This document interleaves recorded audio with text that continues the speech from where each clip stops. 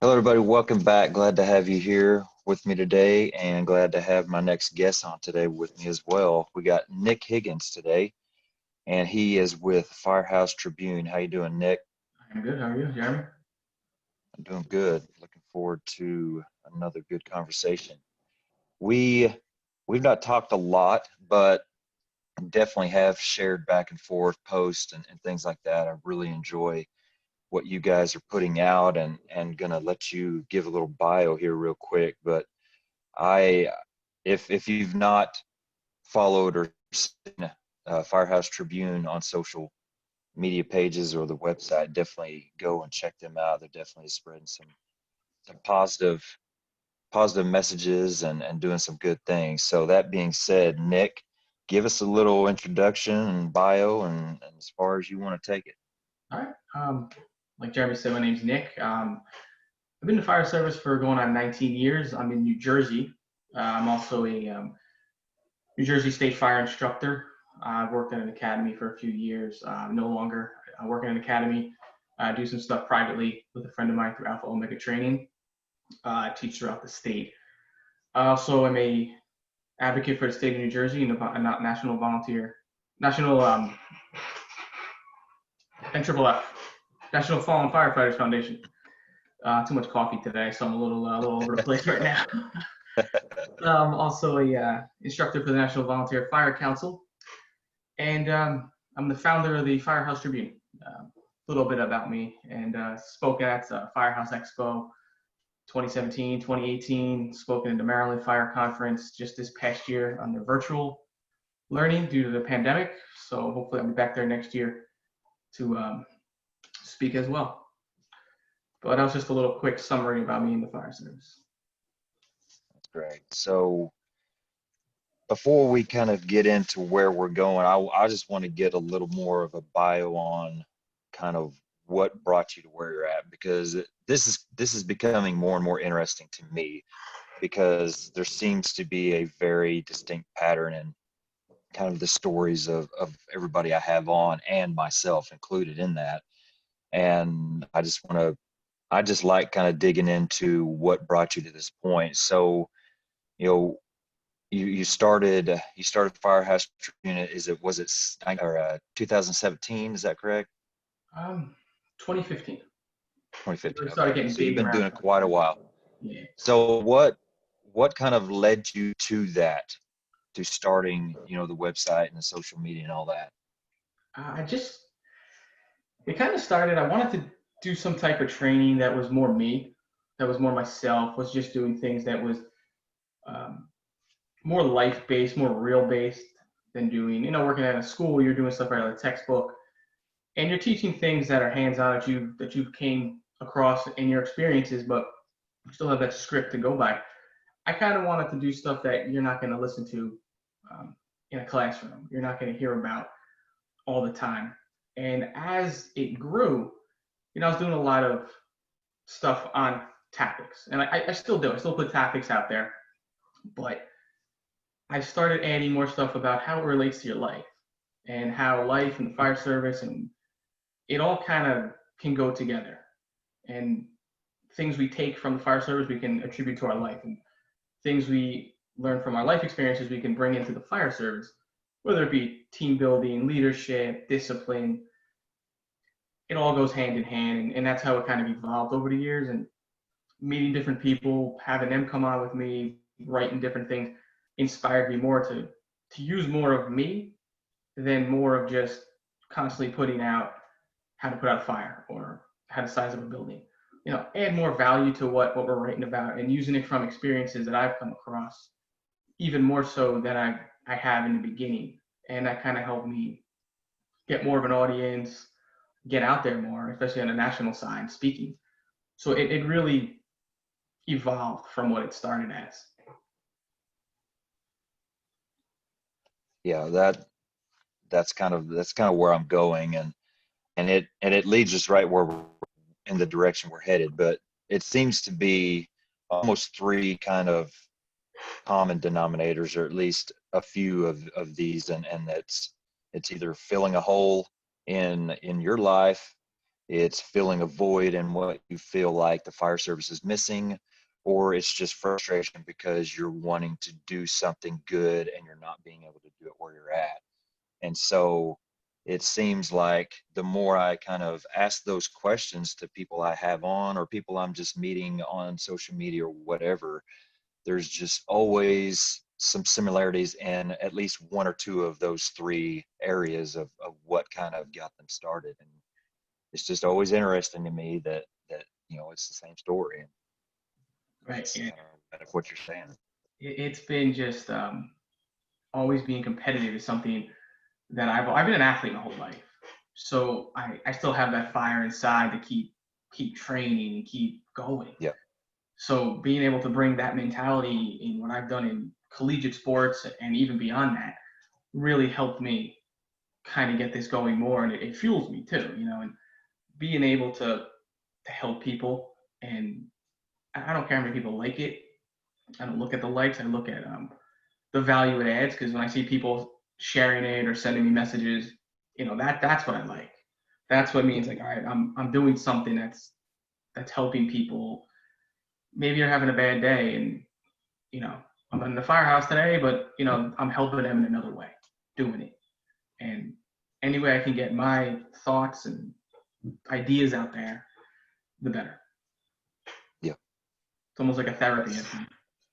Exactly. And that's similar to my story, as well. And like I said, there's so many others, and kind of some conversations I've had in past episodes is it's really starting to make me realize that if that's the case, that just means there's a lot more out there that haven't really found this, these platforms to get that out, or they haven't found the Firehouse Tribune to connect to, and realize that they're not the only ones feeling that way. And so it just kind of makes me want to keep going, and want to keep finding people like you, and really sharing their stories, and just trying to reach as many people as I can. Is that kind of is is that more of a driver for you, the more that people connect with you, and share their appreciation for what you're doing? Yeah, it definitely keeps me going. Then in the beginning it was hard to get off the ground. Um, and we have other contributors to the page, and they help out as well. And that definitely sparked it more. In the beginning, I was nervous in the beginning. I'm this guy from New Jersey just putting out some blogs. Like, who is this guy? No one knows him. He's never spoke on a national circuit before. Just teaching in New Jersey. Who is he? But as time went on, people would message me, hey, I like your stuff, keep it up. Can I use some of your stuff in my training?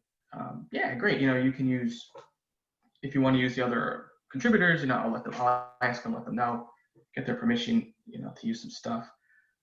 But it's definitely helped out. And the one thing, I don't post a lot of articles. A lot of other pages on the negative side, people are saying, you don't post enough as far as on your website. Yeah. Well, I use more social media because more people are more social media based than they go to a website. But talking with some people, it kind of dawned on me that if I'm just pushing out articles every week, to me, am I adding any value to it? Yeah. And I want to make sure I'm adding value to what I'm putting out there. I'm not just writing a textbook article.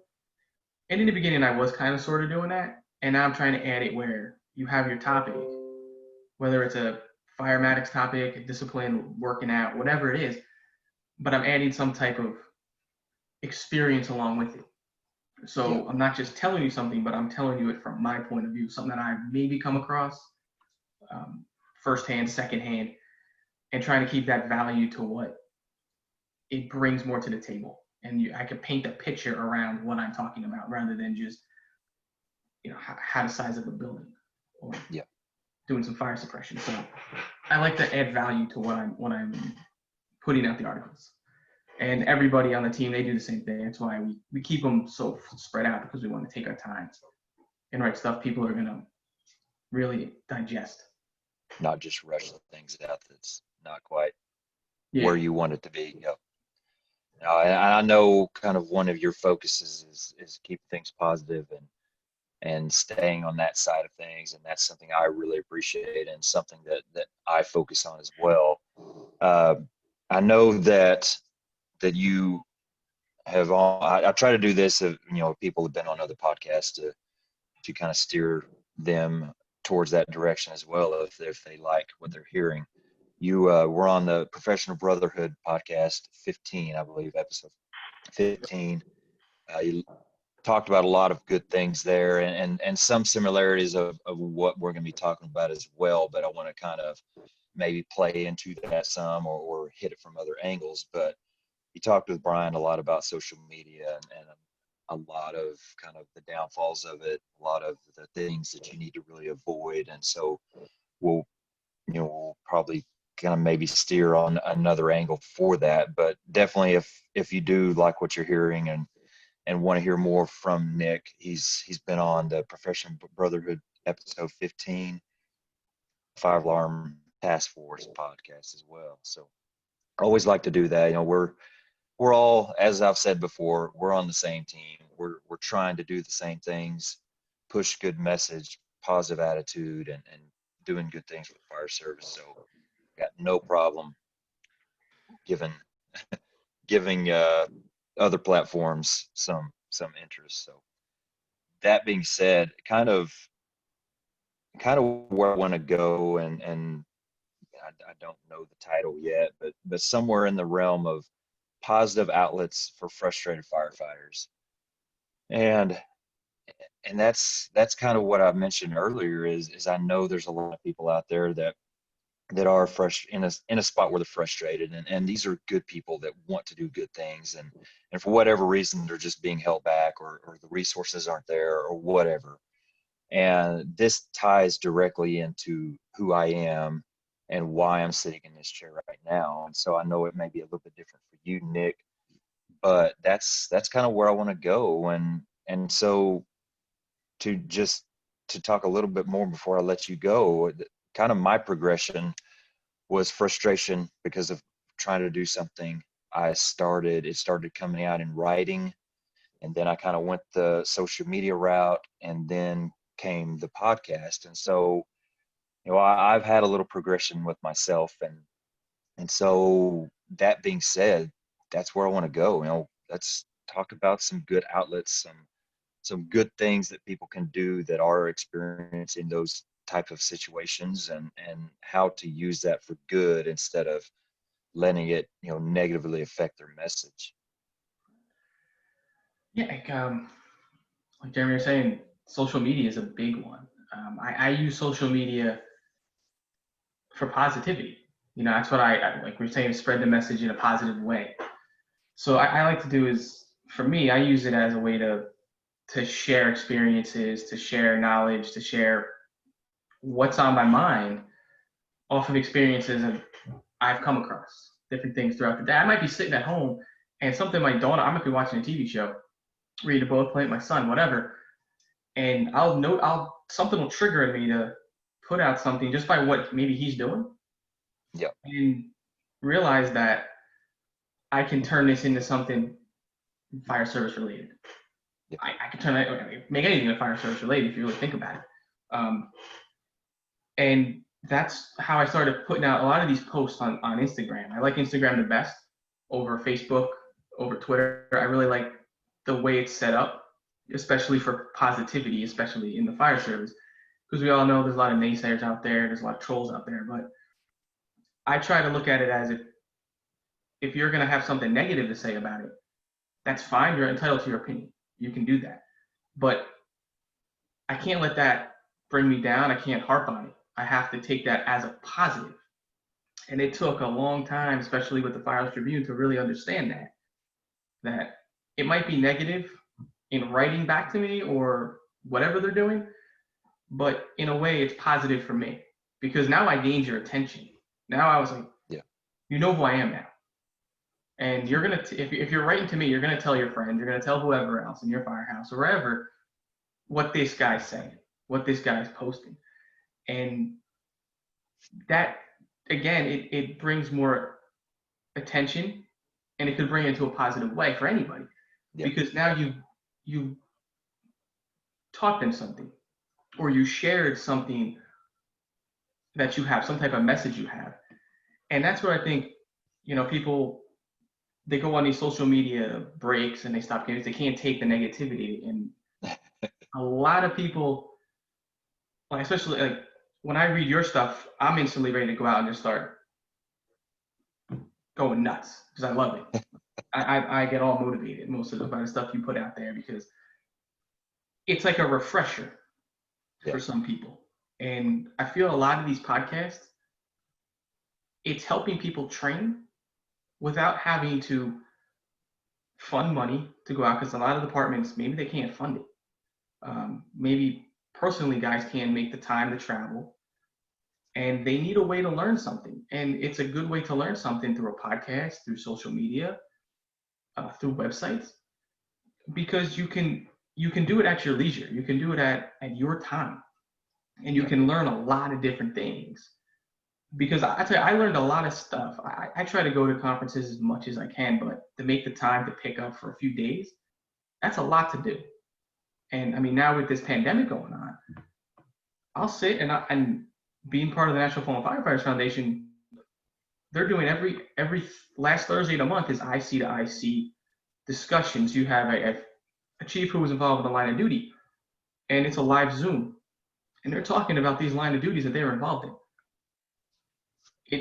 It's hard to hear when you're looking at the person through a computer talking about what happened that day with their line of duty. But it's also a positive, because we talk about reading NIOSH reports, reading the Rattler reports, reading all these reports that you should read. And I'll be honest, I don't read them all. I might not even read the whole thing if I read it, because sometimes they're long and sometimes it's hard to read the whole thing. But by having an outlet like that, you can hear it firsthand. You can hear things, you can see the person's face, you can see the emotions, and you can really have a connection with these people and understand what went on that day without having to read it on a piece of paper and hear it from their mouth. And I find it's a positive way to learn. In the beginning of the pandemic, a lot of other places were doing a lot of webinars, a lot of Zooms, a lot of training. And I've been noticing that a lot of my friends are even telling me in their firehouses they gained more knowledge now. And they're more engaged because you have podcasts there's a lot of positivity out there. There's your podcast, there's Brian's podcast, the 5 Alarm Task Force is another one, and a lot of National Fire Radio. A lot of podcasts out there that are bringing good messages, and they're all coming from different angles. And talking to people, they love it, because I just heard you talk the other day with Brian Brush about how you listen to a podcast on your way to work. I like to listen to them in the morning. I like to listen throughout my day, because it gets you going, it gets you thinking. And I'll hear stuff on a podcast, I might jot it down and then share it with the guys. Hey, I learned this, or they talked about this. And then if they don't believe me, let's replay it, because now you have a way to have them hear it through the mouth of these people, and saying, I went to a conference and this guy was talking about this. And, all right, that's great. How did you interpret it? And you get the words mixed up. You have it on a podcast. You can hear them say it. It's great. And I feel that social media has gotten better with spreading messages, especially with what's coming out. I've been seeing a lot of people I've been connecting with lately, and everything is positive. And there's negative and everything, but it's what you make of that negative. I'll see somebody's post and there'll be like 100 comments, but there'll be like 50 likes. Well, it's 100 comments, 50 likes. What are people writing? And some people have their little critique, which is great, and some people have their negativity. But what's good about it is you can comment and you can put your little twist on it, or you can share it and you can add your little caption of your twist as well. And it's not only helping you get your message out, but you're taking somebody else's message and you're spreading their message even further. And I've noticed that with Nick Esposito of Truck Tactics.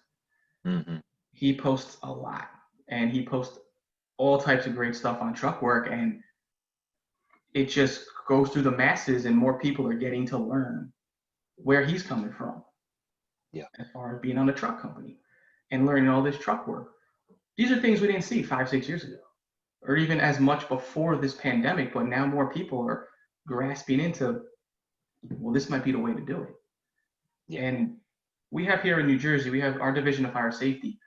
We have our CEO program or certification programs, and we can take courses each semester. It goes through Kane University is the state university that hosts these courses, and you get instructors from all over the country that come and they teach their courses at different fire academies throughout in every county, and some are even held at Kane University, and they're all lectures for the most part.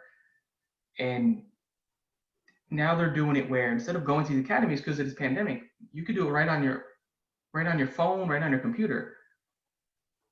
And instead of having a limit of 30 people in a class, whatever the classroom holds, you can have 100 some people on these classes. And you get all day, you can sit there, you can listen to it, you get all the notes, you get everything. And more people seem to be more engaged because now it's like beforehand, if I want to take a CEU course for my instructor, and the class was, I'm in central Jersey, but not every course is offered throughout the state. So you might need a specific course, and it's held near the end, all the way at the southern tip of Jersey, which is like 2-hour ride. Class is at 8:30 in the morning. I'd have to get up at like 4 or 5 to drive all the way down there. So a lot of guys are like, well, I'm not driving 2.5, 3 hours just to go take a class. Now they're like, well, you know what? I don't have to worry about that. I could take it from where I'm at, take it in the firehouse, take it at home, take it wherever. And they're learning. And I feel that social media has brought people together.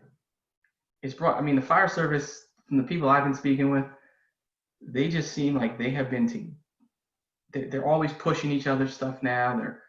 They're sharing, whether it's merchandise, whether it's their posts, their blogs, whatever. It just seems like more and more are sharing this stuff. They're uplifting each other. They're bringing that brotherhood, sisterhood back, even if it's just on social media. It's in the firehouses, but they're bringing it back to a grander scale. And you got guys from Canada even joining into the mix with the U.S. guys, and vice versa, and all over the country, so over the world, where it's just gotten to a point where everybody seems to be realizing that we're all in this together. And the trolling, some of the stuff's funny. Some of the stuff that the negative, it's kind of funny at sometimes, but it's just really good to see people use social media as an outlet for positivity and pass on what they learn. I just saw you post last night. Well, for me, it was an hour ahead, so I saw it this morning. The training you did with the you're doing hose advancements, ladder drills, and whatnot. You're sharing what you did, and that is something that people didn't have a few years ago, or even last year for the most part. But now, like, I'll see your stuff and I'll go back and I'll say, we have an engine, we're an engine, let's do it. Yeah. What you guys are doing? They're in Oklahoma, we're in New Jersey. We're fighting fire. Let's try it out. And there were things that I brought back and other guys bring back that they saw and they want to try it. And the best time to do it is, hey, this guy got this great podcast, this great social media. He might not be talking about Firematics 24/7 on it, but he's putting out some great stuff on leadership, on discipline, on exercise. And then he's coming back with, boom, there's some fire suppression work in there. So that little mix of everything is something that grasps more people's attention, because anybody can relate to all different areas. Yeah. And that's what I'm starting to really see is happening. More and more people. Yeah. I kind of fell into that category because I just wanted to do training. I just wanted to train people because I was an instructor for a little while in an academy, and my boss he had left the academy, started his own training company on the side, Alpha Omega Training Solutions. I'm throwing out there as like an ad, but he's trying to get off the ground a little more outside of Jersey, PA. And he kind of boosted me up as well because he helps me out with this, and we throw stuff back and forth off each other. He's in more of an urban setting as a fireman, but having him help me out, and Steve Green on the 5-Alarm Task Force, what he's doing with his podcast is bringing everybody on. It doesn't matter what you talk about, what your area is in the fire service. If you got a message, he wants to hear it. He'll bring in doctors, he'll bring in psychologists to talk about the wellness, the fit for duty, as they call it, the cancer initiatives. He wants to get that message out there because to a lot of people it's taboo, it's boring, it's not fighting fire. But those topics are very, very important to hear. And being on his podcast, and I'm actually became very good friends with him. We talk off the air all the time. And he kind of geared me into talking about life because I was a former collegiate athlete, and then I started doing some amateur kickboxing tournaments and whatnot. So I started learning, how can I bring in my experience as an athlete into the fire service? Yeah. How can I bring in my experience being raised by an Army veteran and having other people in the family, it's all basically military, bringing in that discipline level. How can I bring that into the fire service?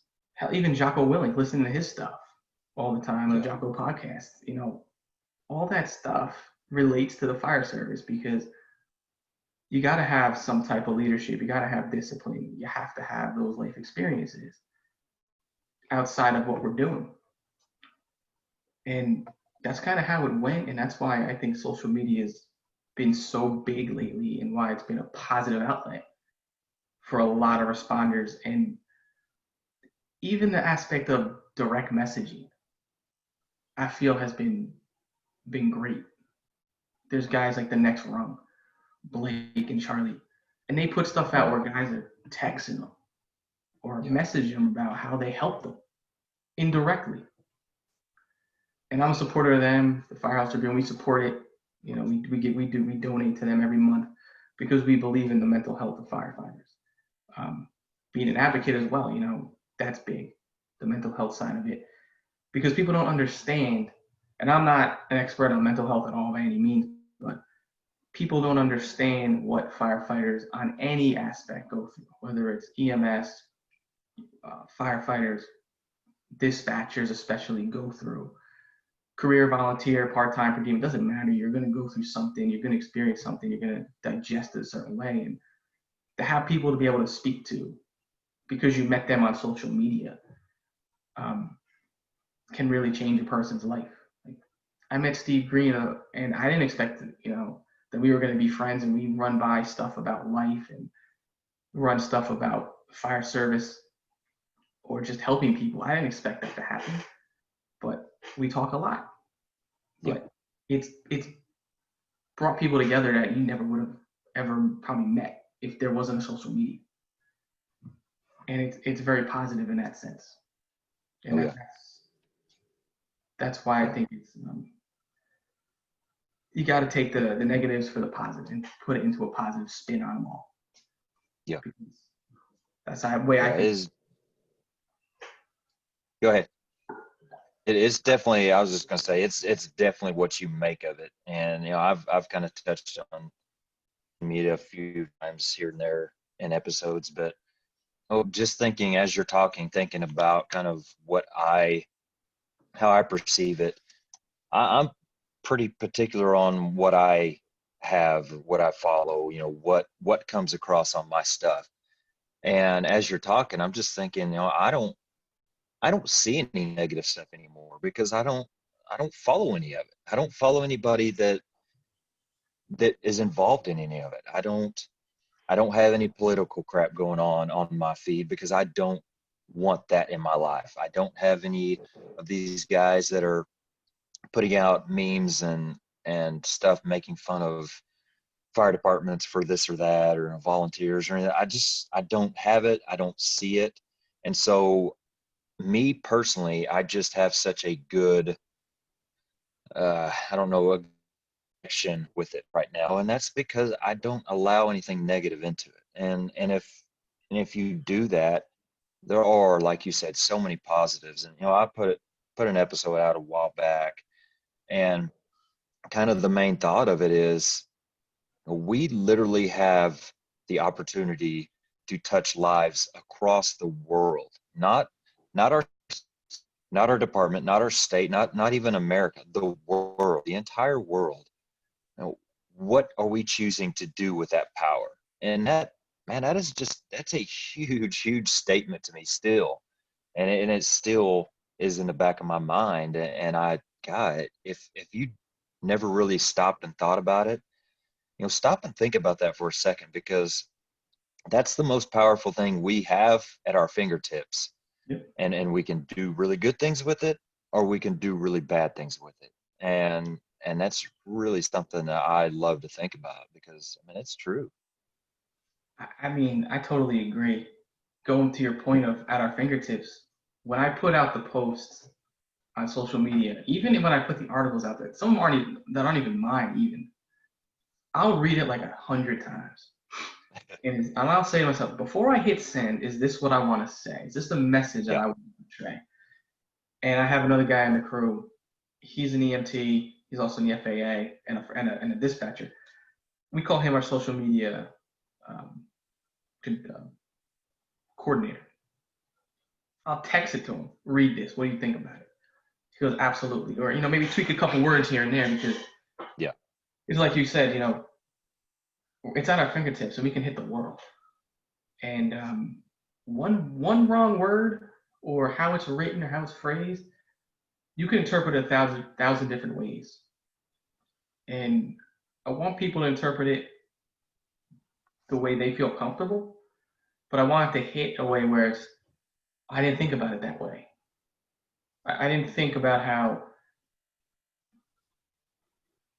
the way I eat contributes how I perform, or Yeah. the way how I sleep contributes to how I perform. And they talk about they do all the there's all stuff about sleep studies and whatnot, but you have to be able to, when you get it out there for that message, you want to make sure you can hit it on all aspects, and it's at your fingertips. And I truly believe if you put one bad thing out there, you can pretty much ruin everything you've built. And going back to what you were saying about the negative stuff, I've done that. I've went through my page, and I'm a big fan of Steve Weatherford. I'm not a Giants fan, not a Giants football fan at all, but I'm a fan of Steve Weatherford. He has his podcast, and I was a fan of him because of his fitness stuff. But listening to his podcast, he was talking about exactly what you said. If you don't want them in your life, don't follow them. Because if you don't, and I started going through a lot of stuff that I was following, realizing I don't need certain things I don't need to follow certain people or certain pages out there, because it's not what I believe. Yeah. It's not what I want to portray. And if someone sees me following them, they might think that I'm a believer in that. And that's one thing that I want to keep it where it's all positive. It's all, everybody encourage each other, everybody grows as a fire service, because you can impact somebody in the middle of Europe somewhere just by a post you put out, or a blog you write, or a podcast you release. And that one person could pass it to 10, and then so forth and so on. So Yeah. you just want to keep it positive as best you can, and keep it on that right track of stay focused, what the mission is, what the goal is. Something you said earlier that I'd like to kind of get back to for a little bit is, you talked about your experience as an athlete, and trying to find ways of bringing that into the fire service, or bringing it to using it to help others, or whatever that story is. And I think that's something else that we really need to think about is, most firefighters, we have backgrounds of something. You know, if you got hired on, it may be just you were an athlete in school, or things like that, or if you had a few years of other occupations or whatever before you became a firefighter, then you have whatever you did. And so at my particular department, just as a small window, we have electricians, we have framers, we have all these different kinds of people. We have military people and athletes, and there are so many lessons that everybody else can learn from these people that they wouldn't learn if you don't share that. And so, we have electricians that they teach electrical safety classes, and we have framers that teach building construction. And so, if you are a military person and you've gained some leadership knowledge, or whatever it is, everybody has something in their past, or if you're a volunteer and you're continuing to do something on the side or whatever, it's everybody has something to give beyond the fire service that they can tweak it and play it into a way to help those around us. And I think that's a good topic to kind of bring up. Yeah, it really is. I played baseball. I played baseball and I ran track for a while. I ran track in high school, played baseball in college, baseball even before high school. Semi-pro teams. I was picked up by a minor league team, didn't play. But learning how to prepare was something that I learned through sports and martial arts, because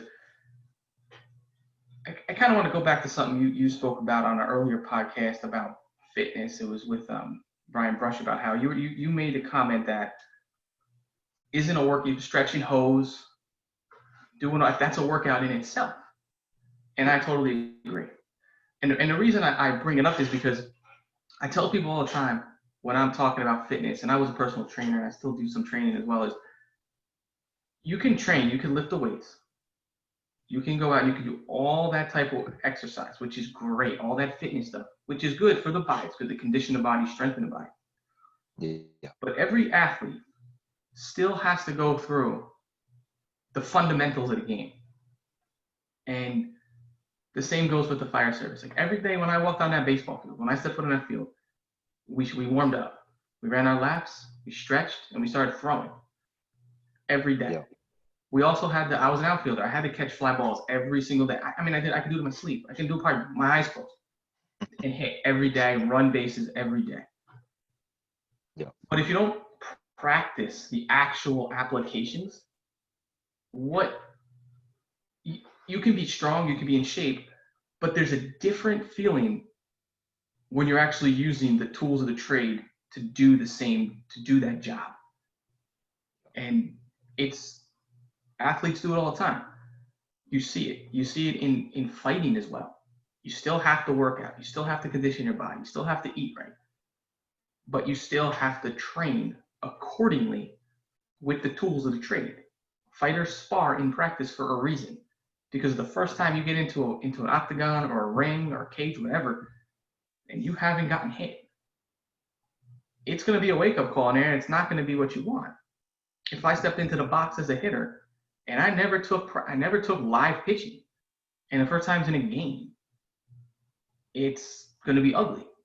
But if I do the same thing with preparing myself outside of the firehouse with everything else, conditioning my body, strengthening it, I still have to go in there and pull lines. I still have to practice that, because I might be strong, I might be in shape, but now you're moving a hose one length of an inch and 3/4 is like 52 pounds or so.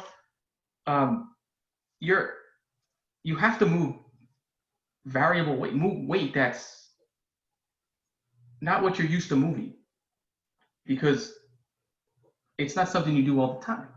But you have to get that body conditioned to that. It still has to be conditioned in strength to still do the tasks. And that's where being an athlete and have that mindset and sharing it with people still can help a lot of people.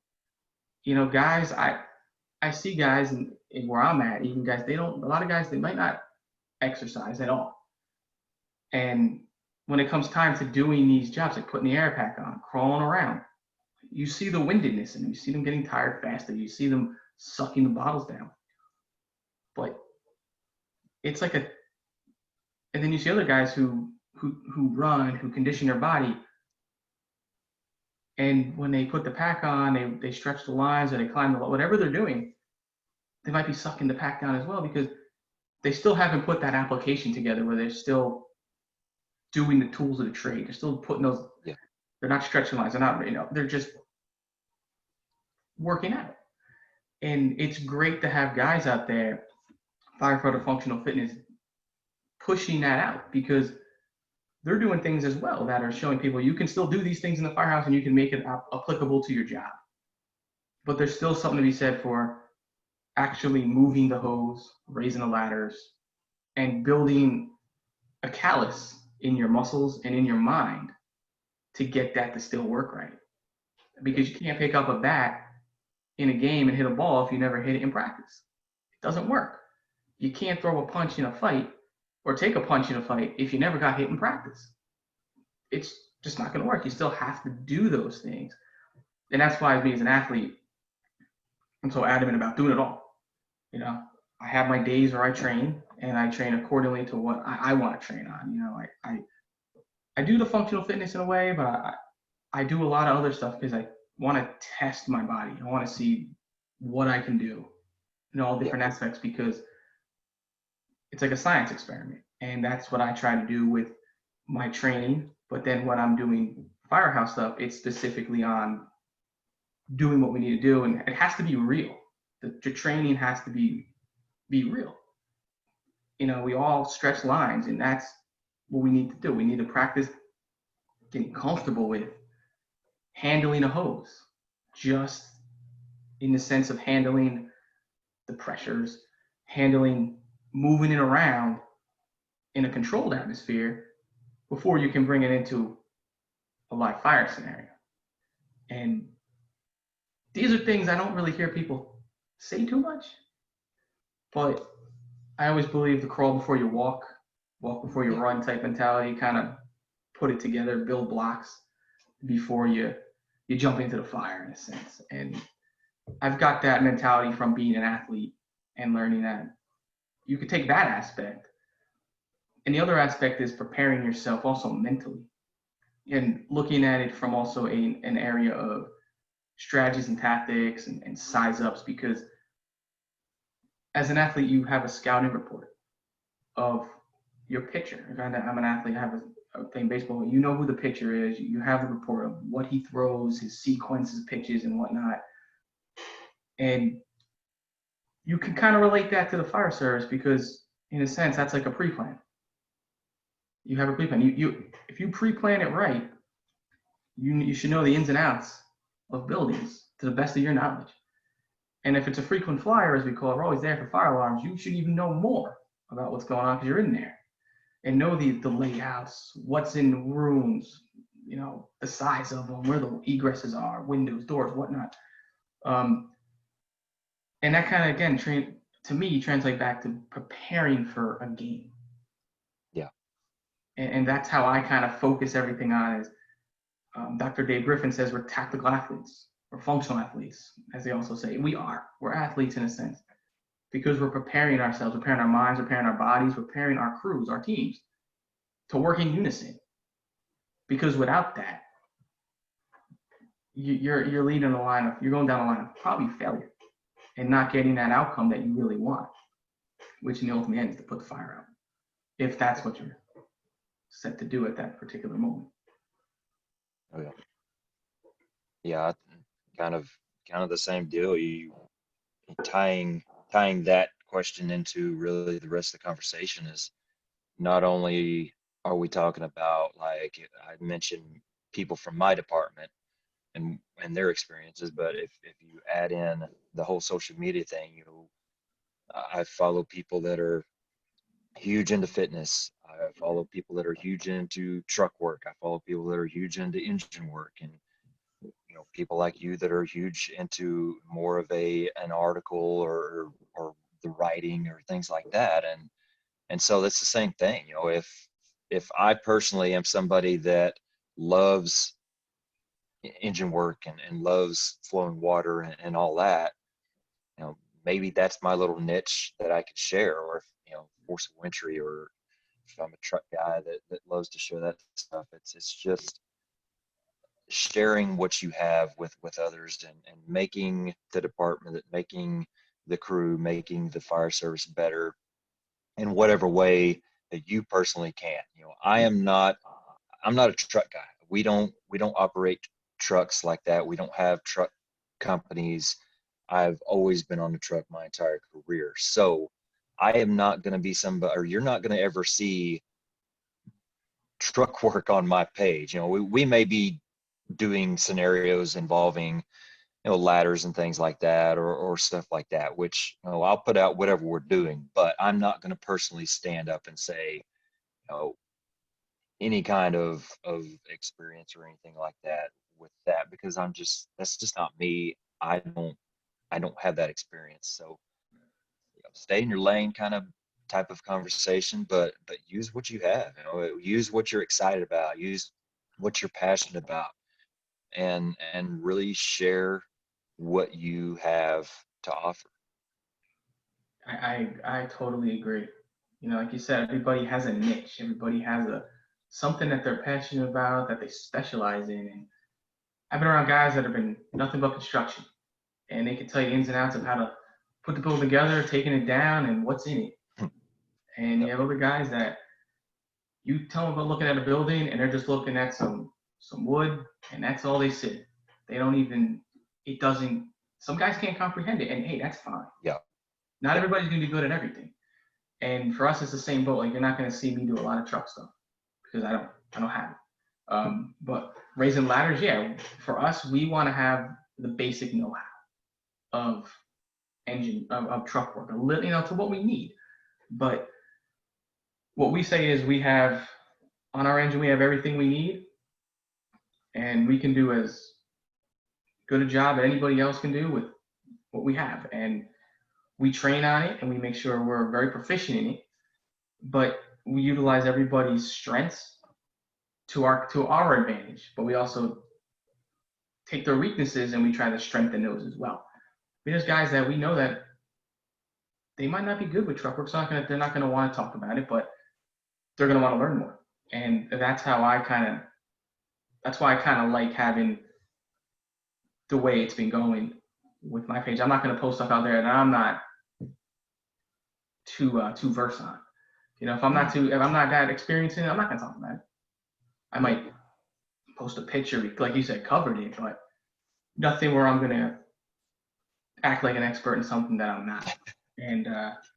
those are the people that I also I've realized over time, and that's where negative social media comes in, and you want to weed that out and go to the guys that can give you that one up, because you're not an expert. No one can be an expert in everything. And utilizing the people for what they're worth, I think, means more to them than anything else. Utilizing their worth, and that's I why. think the go ahead. That's why I just love how you can take a lot of areas of life and past experiences and bring it into the fire service, because Yep. you can utilize their strengths to their advantage and everybody's advantage. Yeah.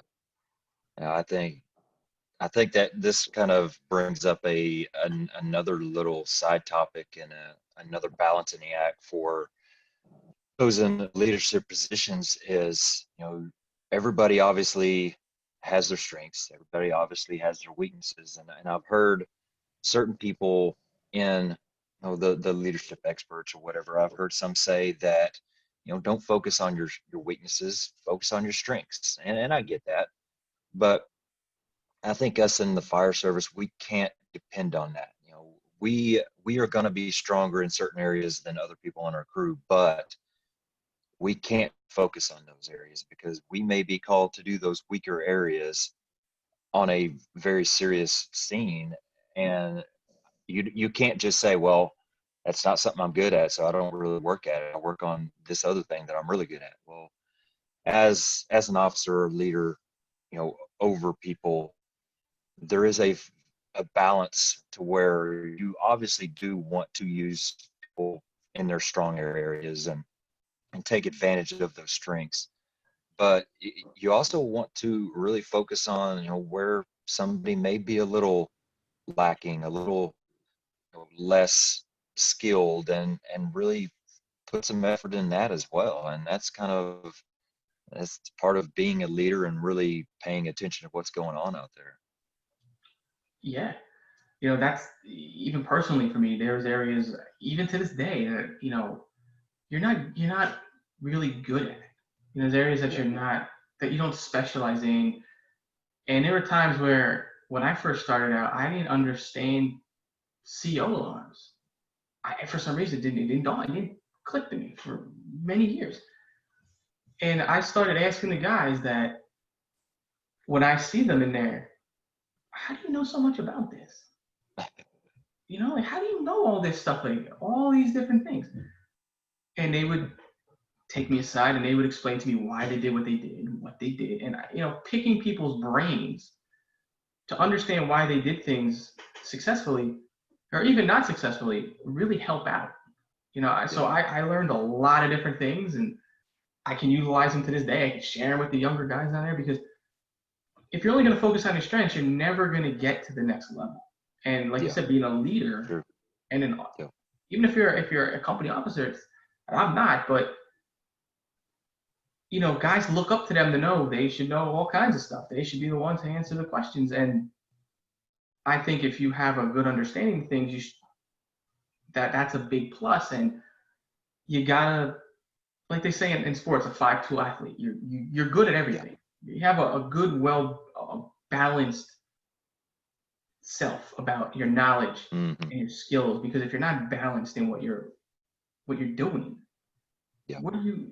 You're not holding yourself back, but you're holding your team back, your crew back, because they can only count on you to do one thing.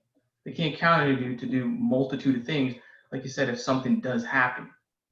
And personal experience for me, one of my first fires ever, probably like my third or fourth fire, we were at a multi-alarm. It was our, I'll tell you just real quick, multi-dwelling residency. And, it was spreading throughout this whole place. And I went to rehab. I came back, and incident commander wanted me to climb an area and go into the third floor. Hey, I haven't done that since the academy.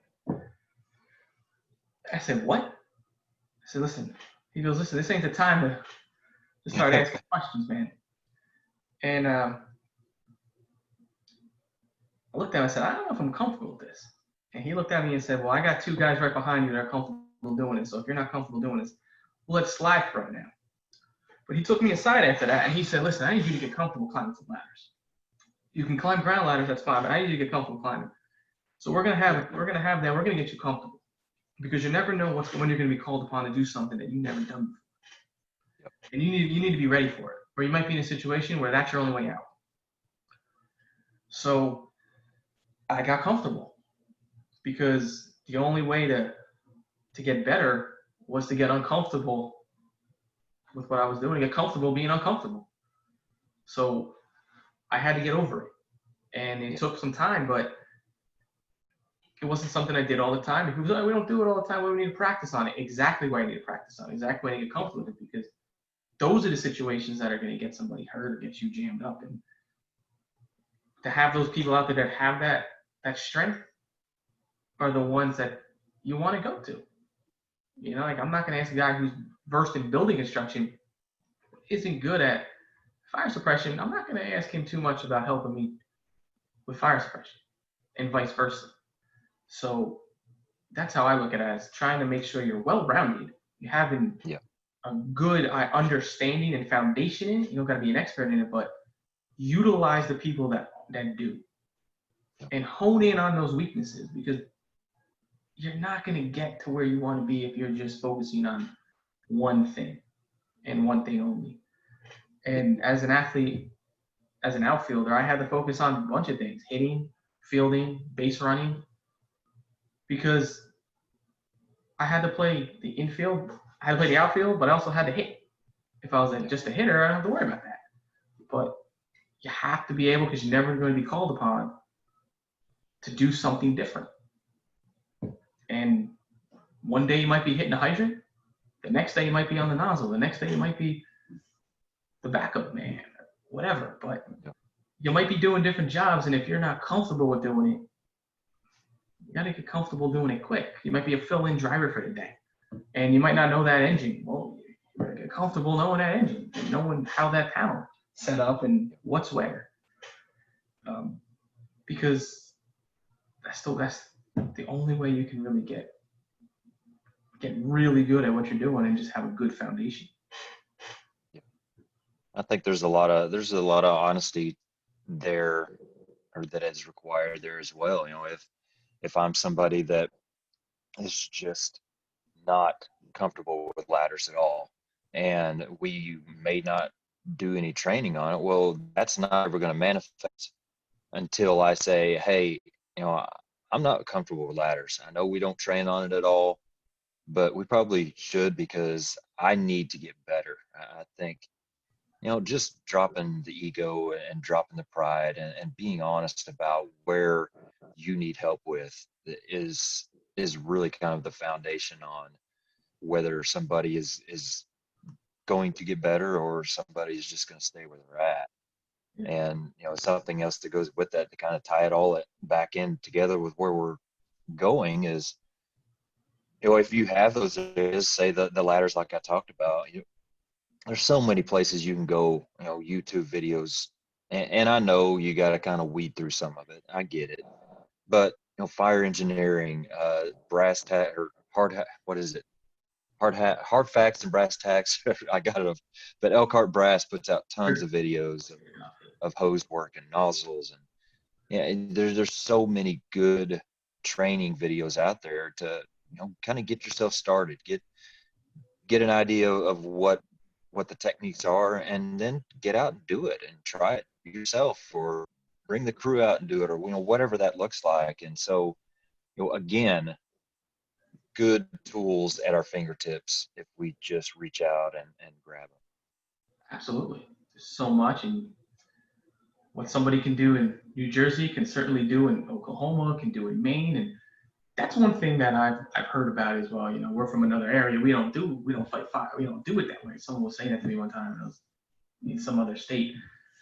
And I said, well, the basics all the same. The concept's the same.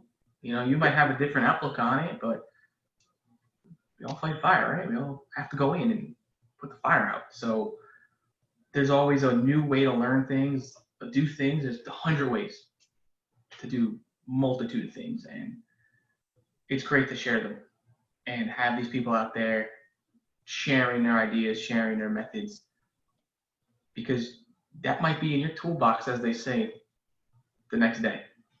And you might be training on it with your crew, and it might be a go-to from here on out that you never would have thought about.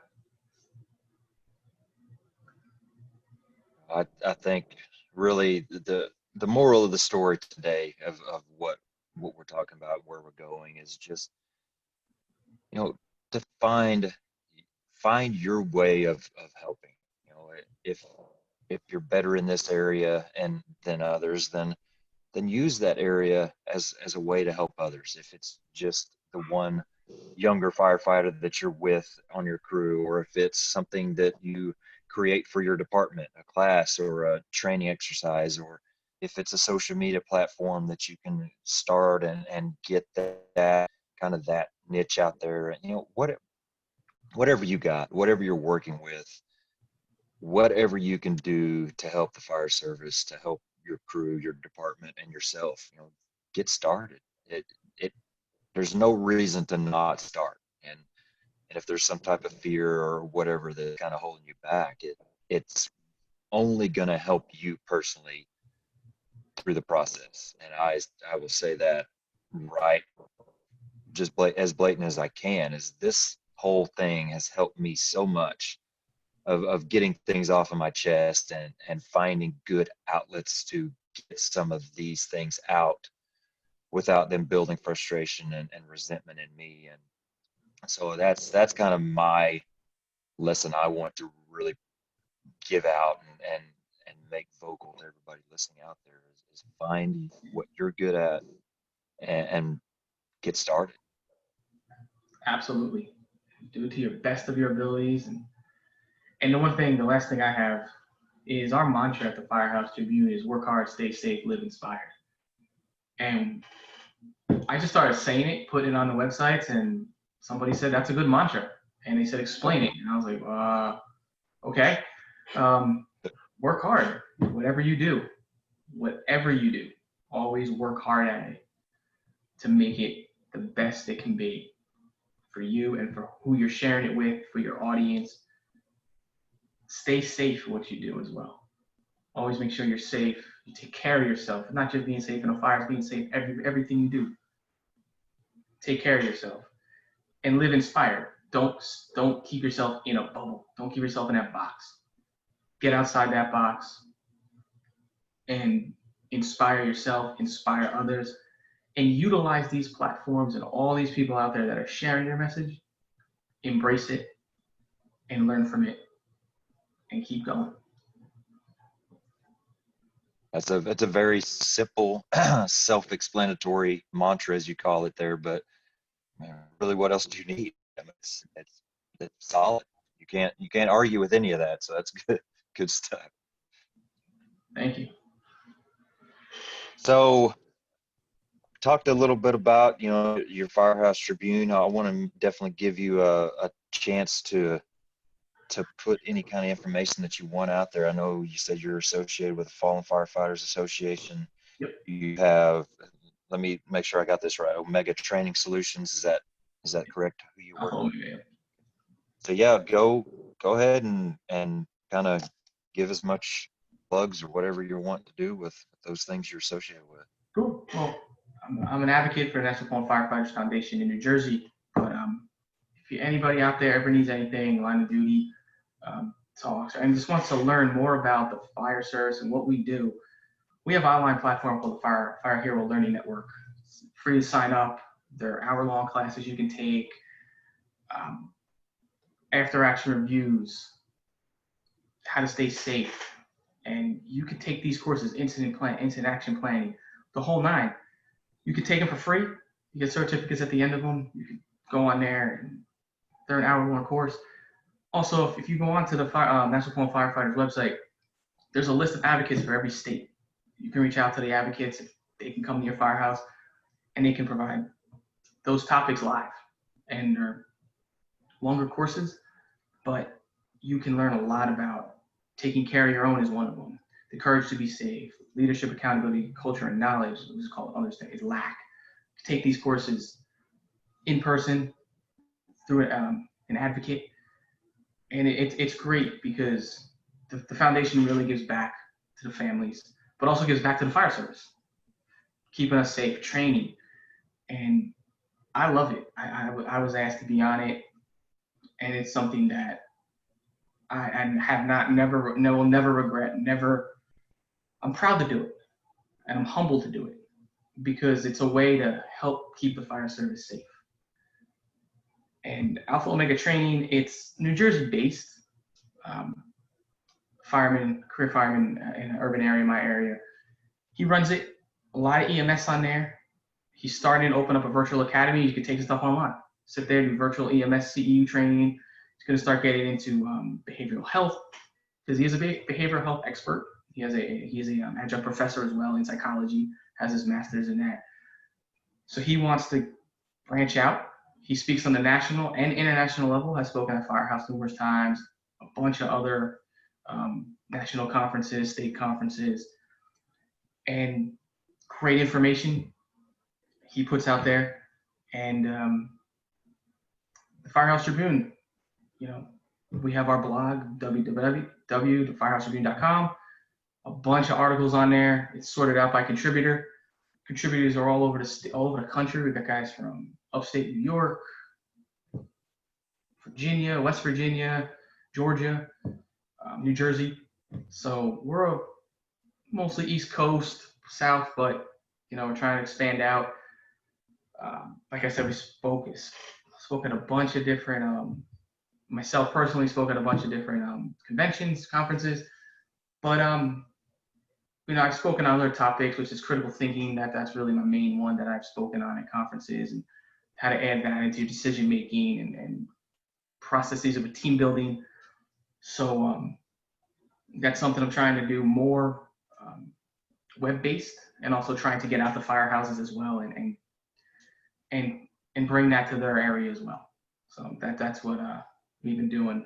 If people need how to reach me, I'm on Instagram at FH Tribune, Twitter at FH Tribune, and my email is editor@thefirehousetribune.com. And we're also on Facebook, The Firehouse Tribune. And that's pretty much it in a nutshell.